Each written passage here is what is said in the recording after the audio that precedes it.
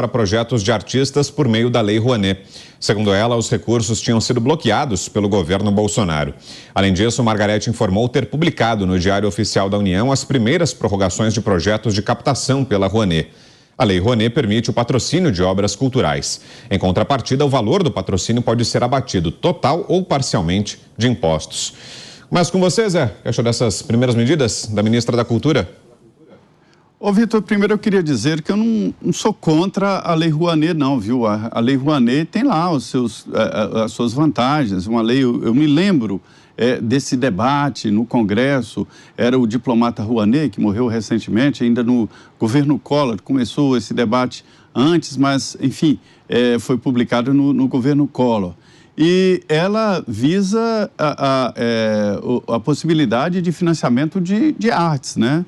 Só que é o seguinte, muita gente diz, mas isso é um projeto, a captação é na iniciativa privada. Sim, mas é um dinheiro que o governo deixa de receberia através de impostos. E as empresas passam esse dinheiro para projetos culturais e desconta, portanto, trata-se de um dinheiro público. O que está errado, e essa lei, ela é boa. O que está errado é exatamente na projeção de grandes projetos de artistas que não precisam, famosos, que não precisam, e eles é que têm a capacidade máxima de fazer essa captação. Nem todo mundo consegue, primeiro, fazer um projeto e apresentar para ter acesso à Lei Rouanet. E depois da apresentação do projeto e da aprovação do projeto, é preciso ir atrás de empresas dispostas a investir. Quer dizer, quem tem condições de fazer isso? Grandes empresas, grandes estruturas. Como isso fica difícil, foi criado um monte uma rede para fazer esse trabalho de projeto e captação. E ganharam muito dinheiro. O artista não tinha essa habilidade, aí manda o escritório fazer e o escritório fica com boa parte. Aconteceram vários desacertos. Eu não acho que seja o normal o roubo e o desacerto. Roubo e desacerto é outra coisa, isso tem que ser investigado. Como o filme O Chateau, o Rei do Brasil, que o Guilherme Fontes teve que retornar dinheiro para os cofres públicos, porque houve irregularidades, quer dizer, projetos de 23 milhões e que acabaram em 2 shows, enfim, houve muitos desacertos. Então, o que é preciso nesta lei é vamos dizer, um pente fino. E foi o que aconteceu no governo Bolsonaro. Quer dizer, não acabaram com a Lei Rouanet, apenas adequaram o que deve ser. Dinheiro público, e é dinheiro público. Não adianta dinheiro privado, não, é dinheiro público. Porque se não fosse o projeto, entraria o dinheiro público nos cofres do governo. Então, dinheiro público não pode ir para quem ganha muito dinheiro, porque não precisa. O mercado se resolve, cobra ingresso, faz o patrocínio de empresas e assim por diante. Então, eu acho que precisa uma adequação da Lei Rouanet para quem realmente precisa, e eu colocaria aí as manifestações culturais, populares e regionais. Diga, Pavinato. Bom, a Lei Rouanet, ela funcionou durante o governo Bolsonaro, mas não da maneira que a classe artística do mainstream gostaria. A Lei Rouanet, ela se prestou ao papel para o qual ela foi criada, que é incentivar a cultura, a arte de artistas dos rincões do Brasil que, de outra forma, não teriam meios para levar a sua arte adiante. Só que nós tivemos um governo marcado com boas ações e discursos desastrosos. E nós temos um povo, a direita e a esquerda, um povo que gosta de discurso, um povo que gosta de ouvir o que quer. Então a gente tinha discursos do presidente, uma comunicação que não foi boa, mas os pequenos artistas, aqueles sem condições, dos lugares mais afastados, porque os lugares mais afastados, o grande Brasil, o Brasil grande também merece arte, o Brasil grande também merece cultura, e o dinheiro ia para lá. O dinheiro não ia para o grande artista, que não precisa de Lei Rouanet. O dinheiro não ia para o grande artista, que, como grande artista e grande influenciador que é um fator que gera votos ao candidato que libera, que dá a sua chancela para que o Estado faça essa renúncia fiscal com a empresa que vai patrocinar um espetáculo e ter abatido do seu imposto o valor respectivo através da Lei Rouanet. Então nós tivemos Lei Rouanet sim, mas nós tivemos para quem precisa. E agora nós vemos a liberação de 1 bilhão. Mas é interessante notar o seguinte: 1 bilhão bloqueado da Lei Rouanet. Não nos esqueçamos que nós saímos de uma realidade pós-pandemia, não nos esqueçamos que nós saímos de uma realidade em que o Auxílio Brasil se fez essencial para que nós não tivéssemos o número que o Lula mentia de famintos no Brasil. A Lei Rouanet, ela podia esperar, afinal de contas, não tinha muito espetáculo acontecendo. E mesmo no rescaldo do ano eleitoral, falar em Lei Rouanet é uma forma de falar em abuso de poder econômico, porque, afinal de contas, o show de um artista muito popular beneficiado com a Lei Rouanet é uma forma de incentivar os fãs desse artista a continuarem com o político que incentiva esse artista.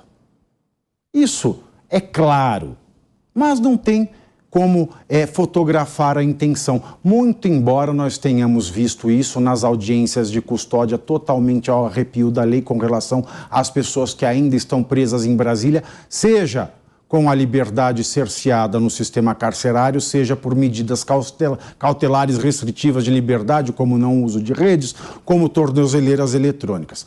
Mas o fato é que o Brasil saiu de uma pandemia, o Brasil vacinou toda a sua população, o Brasil deu 4 doses gratuitas de vacina, o Brasil atingiu a menor taxa histórica de fome durante esse período. O Brasil teve outras prioridades e mesmo assim, quando o governo do PT chega ao Planalto, diz que o Brasil está zerado. Onde é que estava R$1 bilhão da Lei Rouanet? Ou era mentira que tinha só R$25 mil no caixa do governo? Mais uma mentira? Mais uma mentira. Ou alguém achou uma maleta na rua de Brasília com R$1 bilhão dentro e agora está usando para a Lei Rouanet. Bom, a Lei Rouanet, ela serve realmente a incentivar a cultura, especialmente aqueles que não têm condições. Mas chama muita atenção que, junto com essa informação da liberação de quase R$1 bilhão para a Lei Rouanet, para os incentivos da Lei Rouanet, dentre os beneficiados, que foram também divulgados, cerca de 400 e pouco, quase 500 projetos agraciados com esse benefício, nós temos alguns que não mereceriam, a meu ver, esse incentivo governamental, porque já teriam condições de subsistir com os próprios rendimentos, se assim a gente pode dizer. Por exemplo, a escola de samba Rosas de Ouro, que é do primeiro escalão de São Paulo, tem mais de R$1 milhão, aliás, quase R$1.900.000 destinados pela Lei Rouanet. Um valor que poderia ser facilmente dividido entre muitas outras escolas de samba que precisam, sim, do investimento, enfim, do incentivo do governo para a sua existência cultural, para a divulgação de suas artes, né? Uma escola que está no primeiro escalão do Carnaval de São Paulo tem outros meios de conseguir verbas. Aliás, o Carnaval de São Paulo, depois do Rio de Janeiro e talvez junto com o da Bahia, enfim, é um dos maiores eventos de arte, especialmente arte típica, do país, que move milhões e milhões na economia. São turistas, são investidores, são patrocinadores. Enfim, a gente tem um mar de oportunidades para empresas como essa, que eu estou falando só a título de exemplo. Mas, diante desse exemplo, a gente sabe que no meio dessas quase 500, outras tantas talvez não precisariam. Será que não tem gente com mais necessidade de cultura para receber esses valores? Fica aí um alerta para a gente acompanhar. Você, Mota? Esse é um debate que nunca termina, né? Será que o governo de um país em desenvolvimento, um país que tem, segundo a ministra do Meio Ambiente, 120 milhões de famintos, será que esse país deve gastar dinheiro dos contribuintes com projetos culturais? Essa é uma pergunta. Vamos supor que a resposta seja sim, deve, claro. Então fica outra pergunta, exatamente o que é um projeto cultural? Cultura tem uma definição muito ampla, a gente podia ficar debatendo aqui a noite inteira. Além disso, tem um outro aspecto. Uma manifestação cultural que agrada uma pessoa pode não agradar a outra. O problema de usar o dinheiro dos impostos para financiar projetos culturais é esse. Você, pagador de impostos, pode acabar patrocinando, bancando shows, filmes, exposições de arte que não estão alinhados com seus valores, que podem até se opor a valores que são importantes para você. Há um outro problema também, que talvez seja maior, que já foi mencionado pelos meus brilhantes colegas. Como evitar que esses recursos, que são recursos de impostos, acabem nas mãos de quem não precisa deles? Há muitos artistas ricos e famosos que recebem o auxílio da Lei Rouanet. Mas esses artistas poderiam muito bem financiar seus espetáculos vendendo ingressos para os seus shows, como a maioria dos artistas fazem na maioria dos países. Esse é o desafio de uma lei como a Lei Rouanet. Tá? Vamos lembrar que tem uma frase famosa que diz que não importa as intenções com as quais a lei foi criada, o que importa é como ela funciona na realidade. Então, o desafio da muito bem intencionada Lei Rouanet é esse: financiar quem precisa. Como garantir que esse dinheiro vai ser direcionado para aqueles produtores de cultura que realmente precisam. E aí, para vencer esse desafio, é preciso enfrentar duas mazelas que assombram os governos de todo o mundo: incompetência e corrupção. E os juros futuros começaram em alta nesta quinta-feira, depois das críticas do presidente Lula